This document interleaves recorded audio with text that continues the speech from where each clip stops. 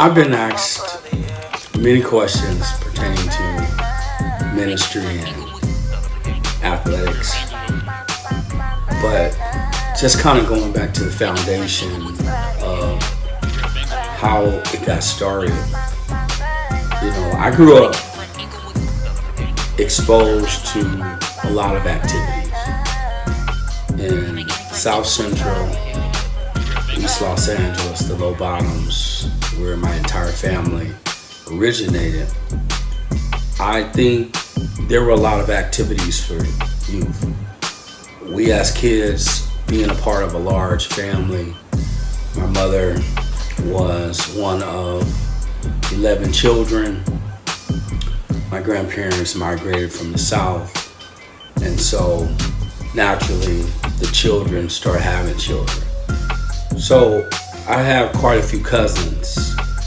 A couple have since then transitioned and passed away, but for the majority of my youth, we were a pretty large bunch. So activities were available through merely school sponsored events or activities, or just your parents and aunts and uncles, your family just creating things for us to do.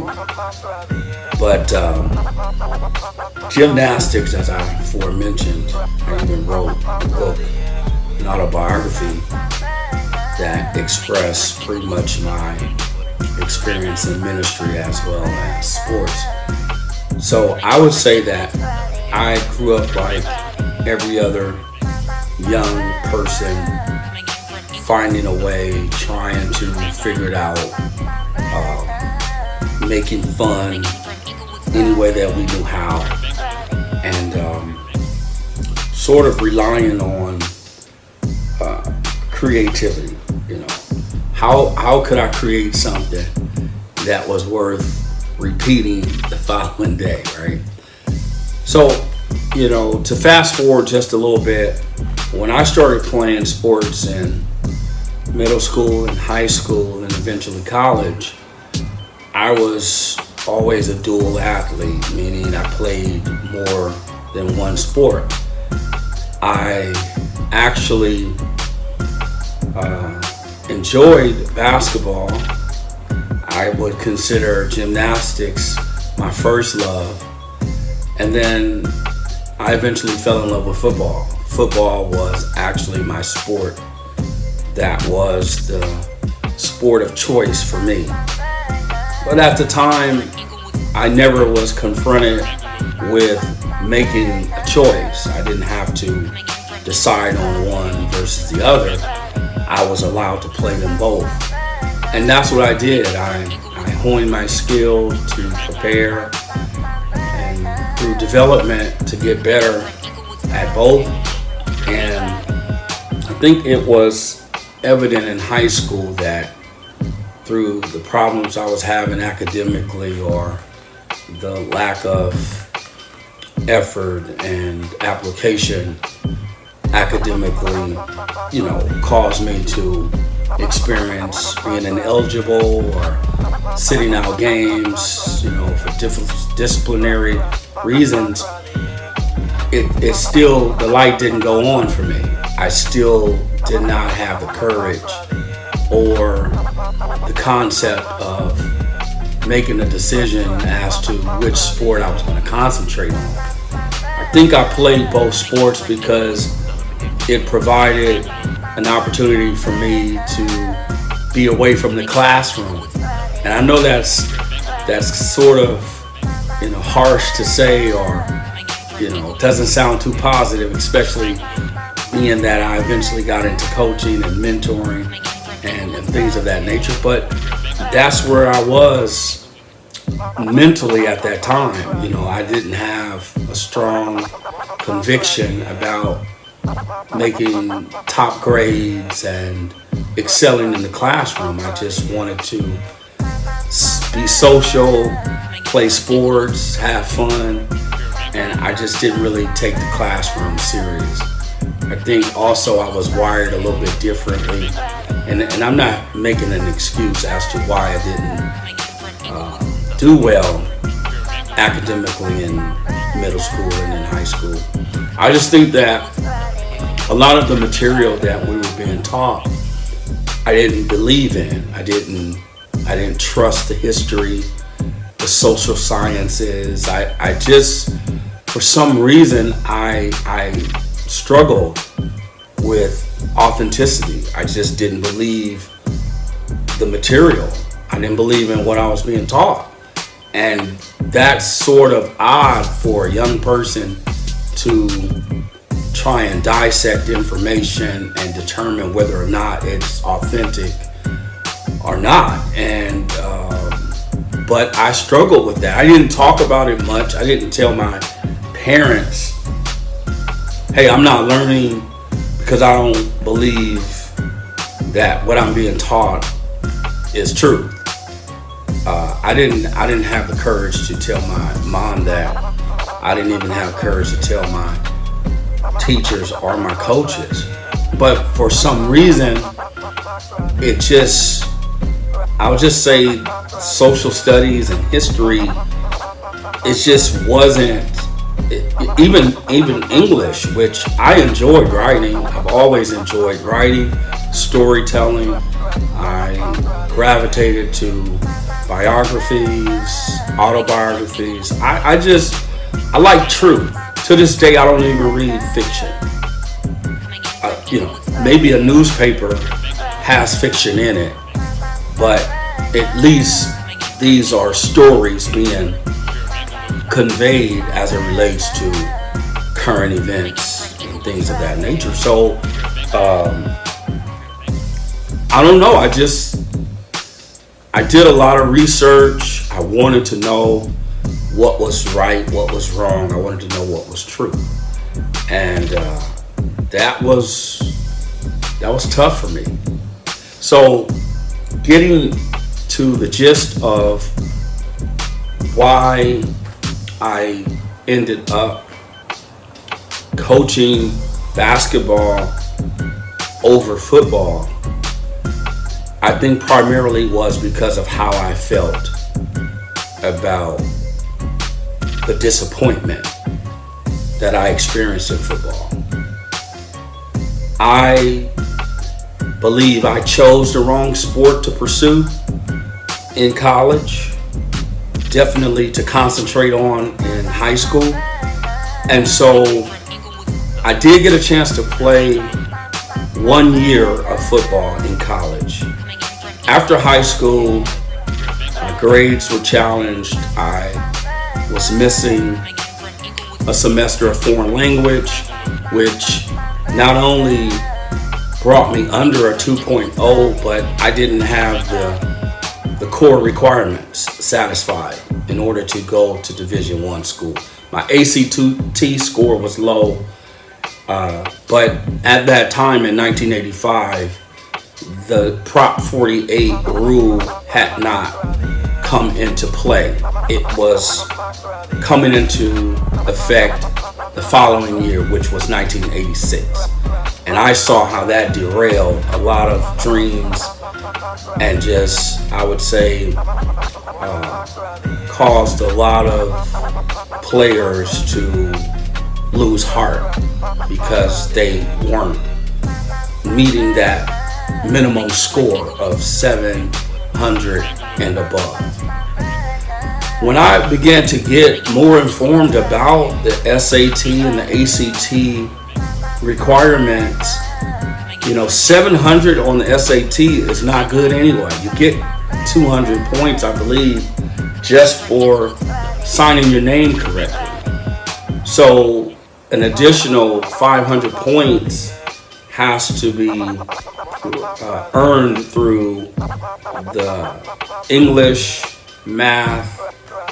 I would say there was science on the SAT as well, but it was really the English and math that was the bulk of your scoring. And so everyone started with 200. But the kids in parochial schools and, suburban areas who weren't student athletes were scoring 1,000 and better. They were shooting for 1,300s, 1,400s. Getting into Ivy League schools, you had to have a minimum score of 1,500. I think at that time, the SAT score went up to 1,900 or, maybe 1,600, back in the 80s. I'm not sure. I believe that it's gone up now. But I shied away from coaching or being involved in football after my redshirt freshman year of college when I actually got to play.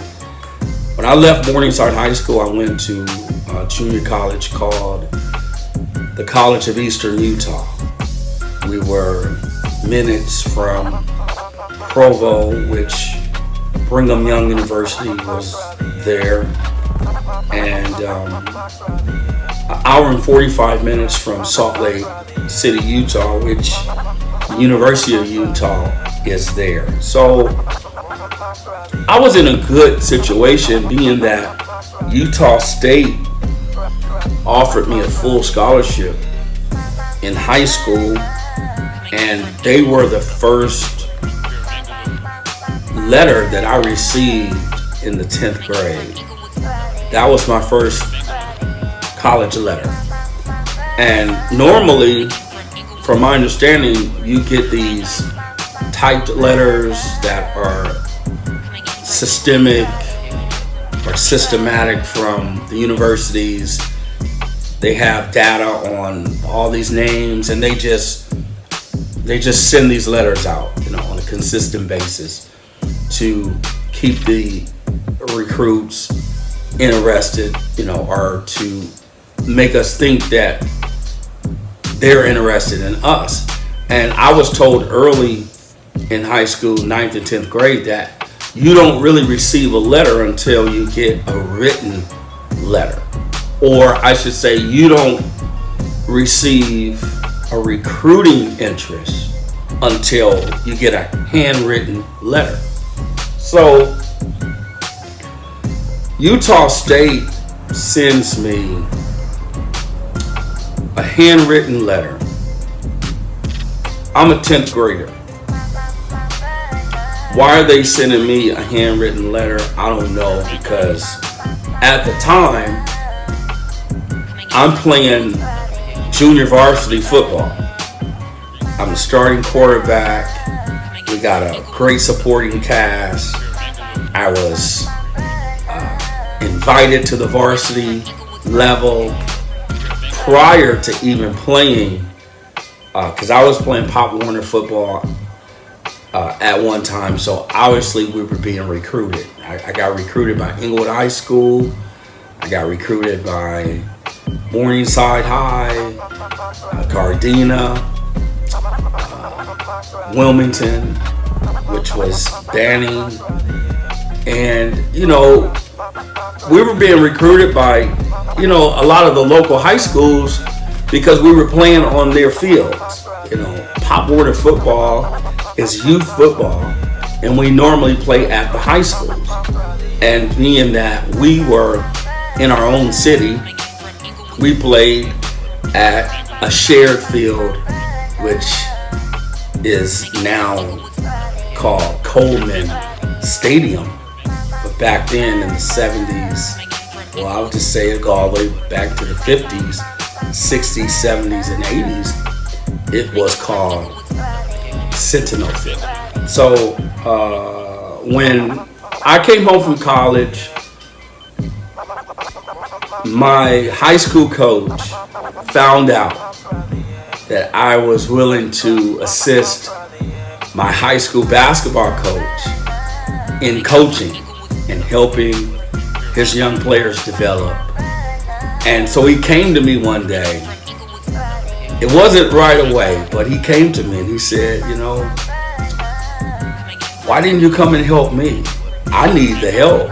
Coach Franklin is doing well. We're trying to get on track, and you would be great, helping our young guys develop. Why didn't you come and help me? And I said, oh, Coach, I didn't know, you needed my help, or you even wanted my help. And he was like, that answer is unacceptable. I would want your help. And, you should have came to help me.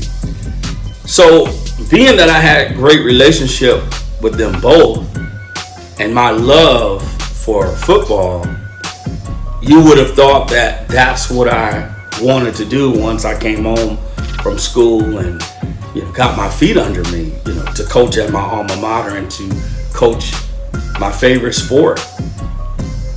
But that's when it hit me that this sport was disappointing for me.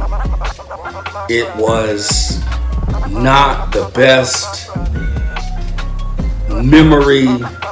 I wasn't in the right emotional place, and I was really embarrassed. I resented that I made a decision to play or pursue basketball over football. So I was actually hurt, and I really wanted to bypass the game. I wasn't going to see high school football games. I wasn't going to collegiate games.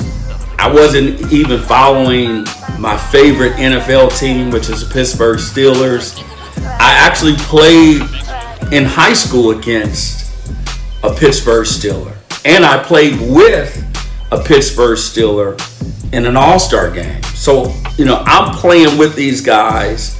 I'm not comparing myself to anybody, but everybody that knows me, when I was on that gridiron, I felt like I was the best player on the field, and I played like it. So I had respect of my peers, and football was something that I totally enjoyed. So now I'm looking at the Pittsburgh Steelers. They have a wide receiver, Derek Hill Sr., who's deceased now. Rest in peace, Derek. He played at Carson High School. He went on to play at University of Arizona, along with his high school teammate Melvin Smith, who I played Pop Warner against.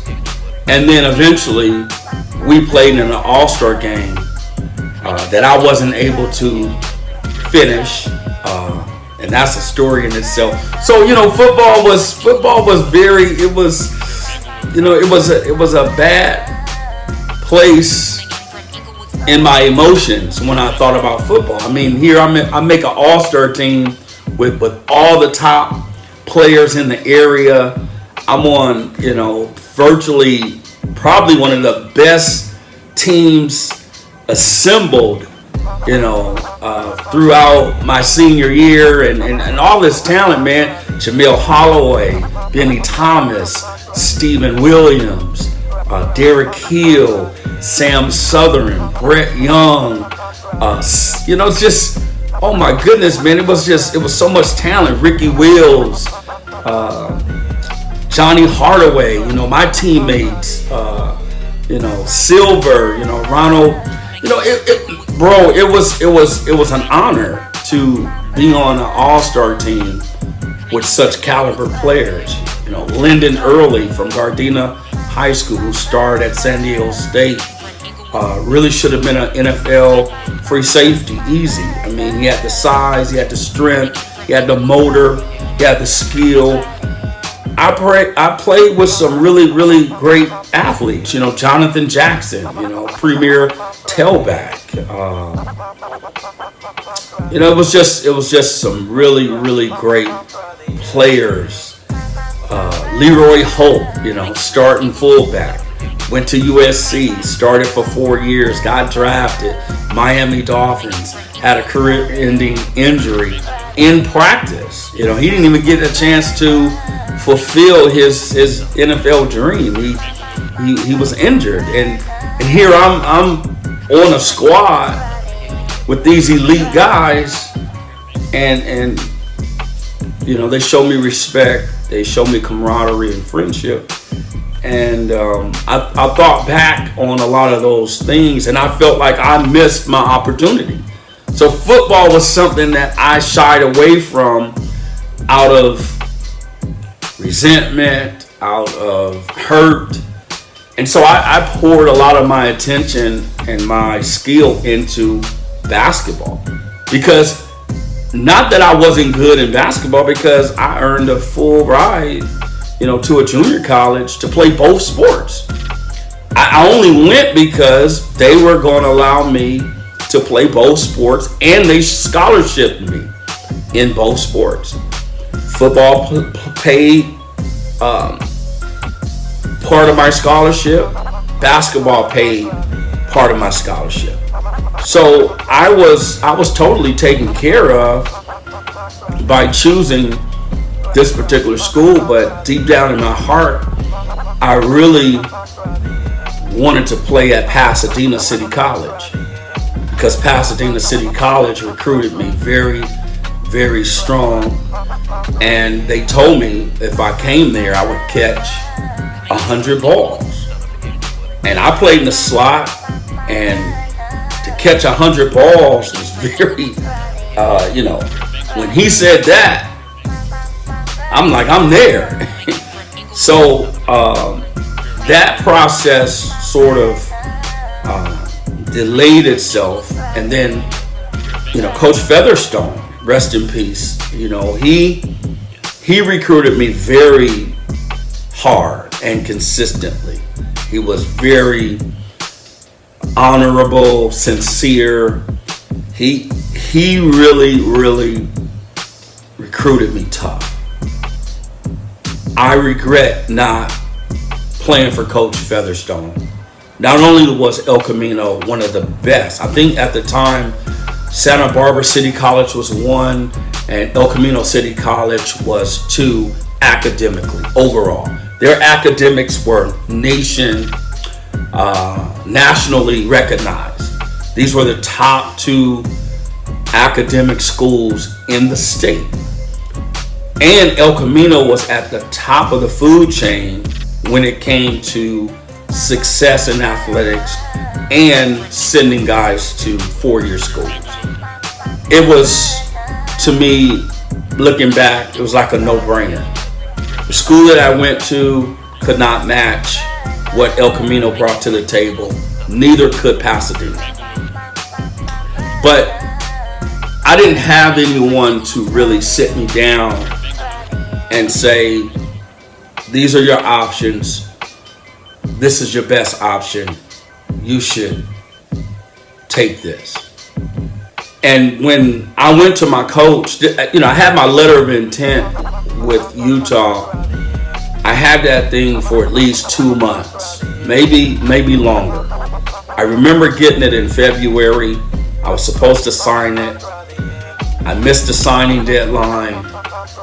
And since it was an out-of-state junior college, I wasn't restricted as it related to when that letter got in, as long as it was before that fall. So the coach was calling me all the time. He was calling my coach. He was like, hey, we came down, we gave him the letter. He didn't sign it right then and there. He said that, he and his mom would sign it and send it off or whatever. I just wasn't sure. So I went to my coach, Ron Tatum. I went to Coach Ron Tatum. Ron Randall was also my basketball coach. So the name is just not random. He was also my basketball coach. So I went to Coach Ron Tatum and I asked him, what should I do? Should I wait on Pasadena? Should I go to El Camino? Or should I just go to Utah and play both? And he said, I'm not going to make the decision for you. You should think about it and make your own decision. And that's all he said. And that hurt me more than it disappointed me, because I would have done anything he asked me to. That's how much love I have for Coach Tatum. That's how much respect I have for him. He was a man's man. He was a man of few words, but he was actionary. He led by example. He knew what he was doing. He was a stern, old school, cool guy. And I had a lot of respect for him. But when he didn't direct me or lead me when I did not have a clue on what I should do, that really set everything in motion. I think the next day I signed that letter and I sent it off. And I was already selected for this Premier All-Star game, which was a local game that had been going on for many years. It was called the Lions game. So I knew that was going to be my last football game in high school. And so I looked forward to it. But at the same time, I don't really know what headspace I was really in, because I was working, part-time. I was trying to get money for my prom. I was also trying to secure a few dollars before I left for school. And I ended up not being able to get off of work for a couple of practices. It was already set in stone. No one can miss not one day of practice. We had 5 practices. Nobody could miss, no matter what. And I missed 2 of the 5. And when I went that morning, it was a Saturday morning, I'll never forget. I went that Saturday morning to pick up my uniform, and Coach Featherstone told me, he said, I gave your jersey away. I actually gave your jersey to a defensive player. He's wearing number 85. I'm like, he said, I told you not to miss a practice. He said, you missed 2. He said, I can't let you play. And I said, really? He was like, those were the rules. He said, I brought you to this team because I know the kind of player you are. It also gave me another opportunity to recruit you. And you're not even going to come and play for me. He said, but because of, who you are and your talent, you deserve to be on this team, whether you come to El Camino or not. And I was so hurt. I was so shocked. But yet, those were the rules. And I am a person who believes in discipline. I believe in respect. And so I didn't look at myself as deserving privilege, nor am I made up that way. I don't want anything given to me. I wasn't raised that way. I'm not made up like that. I want to earn everything I get. And so I didn't feel like a charity case. I didn't go and watch my fellas play because I don't know, I guess I was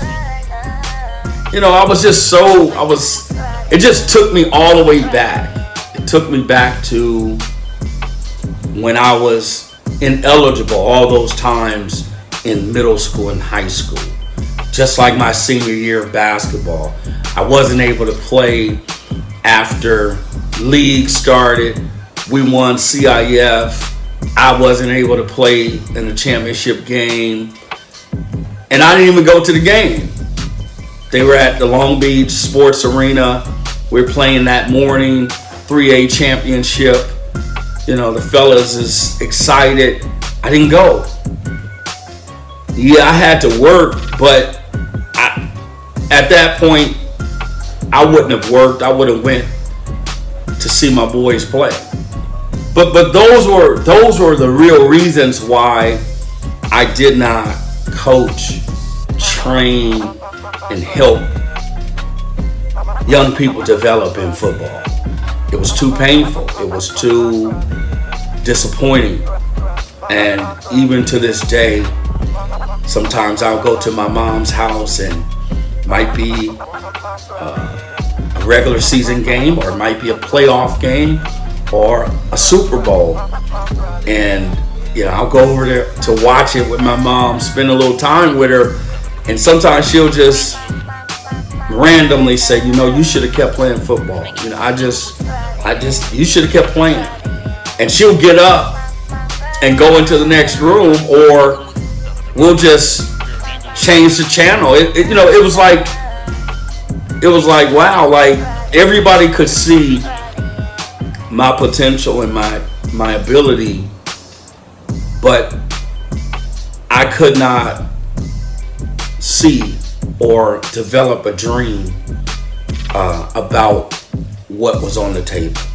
And so when people ask me, well, hey, why didn't you make it? Why didn't you go to the NBA? Why didn't you go to the NFL?